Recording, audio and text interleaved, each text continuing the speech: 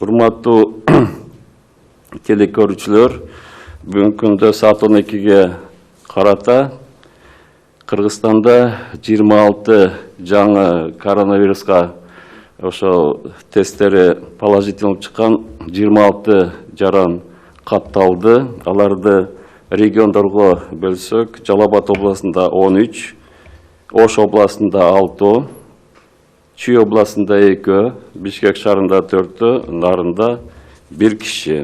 Жалпы 84 киши бүгүнкү күнгө ошо коронавирустун тести положительный болуп чыккан. Бардык ошо жаңы катталган 26 кишинин жанагындай контакт болгон адамдардын азыр биздин адистер изилдеп, биринчи этап, экинчи уровень деген ошо контакт жарандарды азыр изилдеп, анын бардыгын обсервация жана үй карантинине азыр жайгаштырып атабыз.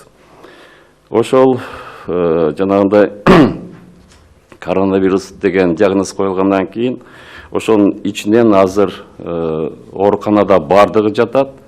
Ошонун ичине 3-өө оор акыбалда, реанимация бөлүмдөрүндө, 2 Өзгөн районунда, 1 Сузак районунда.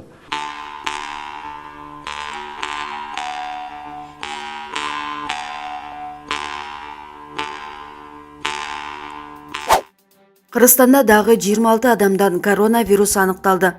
Бүгүн 29 мартта саат 12:00 карата Кыргызстанда дагы 26 адамдан коронавирус инфекциясы аныкталды. Бул тууралуу өкмөттөгү онлайн брифингде Саламаттыкты сактоо министрлигиндеги штабтын башчысынын ордун басары Касымбек Мамбетов билдирди. Буга чейин өлкөдө жалпы 58 адамда жаңы дарт аныкталган. Жаңы учурларды кошкондо Кыргызстанда коронавирус боюнча жалпы 84 учур катталды. Буга чейин коронавирус Кыргызстандын кайсы аймактарында катталды? 58 учур.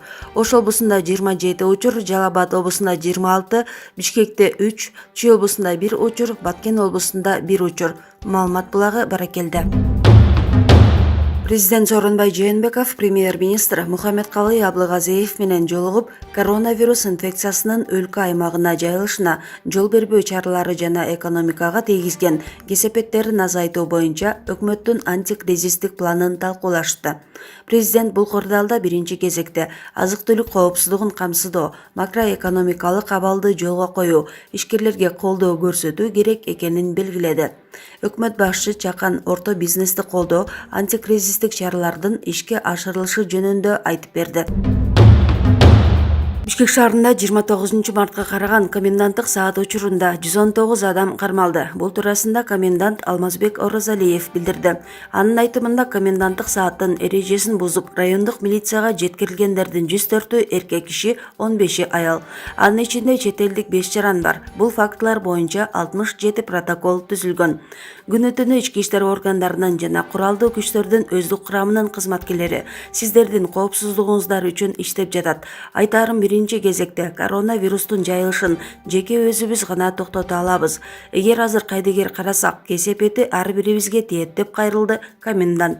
Мындан сырткары ал түндө Борбор калаада 28 кылмыш катталып, анын 21-нин бети ачылганын кошумчалады. Кыргызстанда азыркы тапта 58 адам коронавирус менен күрөшүп жатат. Бишкек, Ош, Жалал Абад шаарлары жана Сузак, Кара Суу, Ноокат райондоруна өзгөчө абал киргизилип, кечки саат 20-дан кийин көчөгө чыгууга тыюу салынган. Мындай режим 15 апрелге чейин уланат. Маалымат булагы Спутник Кейдж. Россиянын Ленинград облусундагы көп кабаттуу үйдүн подъездинде жүргөн 14 жаштагы кыз табылды. Бул тууралуу бүгүн 29 мартта 47 News.ru басылмасы укук коргоо органдарына шилтеме берүү менен жазды. Басылманын маалыматы боюнча 26 мартта кечинде кыргызстандык 14 жаштагы кыз аймактык ооруканага жеткирилген. Ал башынан жаракат алганы аныкталып, денесинде бир нече көк ала тактар болгон. Кыздын өздүгүн тастыктаган документтери болгон эмес. Жалпыга маалымдоо каражаттарынын маалыматы боюнча ал Санкт-Петербургка туугандары менен келген. Жеңеси менен урушкан кыз үйдөн кетип калган. Андан соң ал Муринанын Воронцовский бульварындагы 14 кабаттуу үйдүн подъездинде бир жумага жакын жашаган деп айтылат маалыматта. Учурда милиция кызматкерлери тарабынан тергөө иштери жүрүп, окуянын чоо жайы аныкталууда. Маалымат булагы Баракелде. Кыргызстанда жалган маалымат тараткан дагы бир адам аныкталды. Бул тууралуу Улуттук коопсуздук мамлекеттик комитетинин басма сөз кызматы билдирди. Комитеттин маалыматы боюнча 23 мартта 1982 туулган Жумадилов Залкар Темиркулович кармалды. Ага түшүндүрүү иштери жүргүзүлгөндөн кийин ал элден кечирим сурады.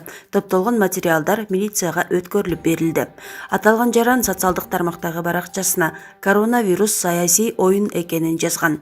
УКМК коронавирус тууралуу ушак жана жалган маалыматтарды тараткан адамдарды аныктоо боюнча иштерди улантып жатат.